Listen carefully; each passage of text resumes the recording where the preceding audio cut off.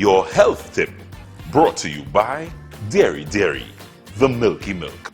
Hi, so today we are back in my kitchen and we are playing with our leftovers. Many of us look at our leftovers and say, oh gosh, do I have to eat that again? Or look at it with dread.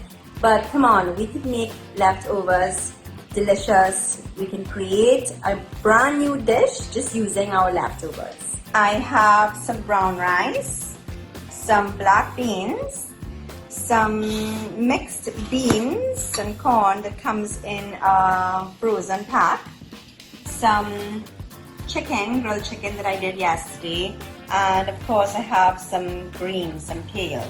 So let's see what we can make today with using these leftover ingredients. Okay, I threw a little oil here in the pan and I am now going to put in some of the rice, like a fried rice, and saute it.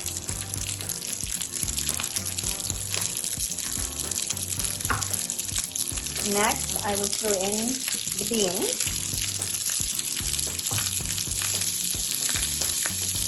While that is sauteing, I will now add in my cooked chicken. I cubed it up. I've now added my black beans to the pan.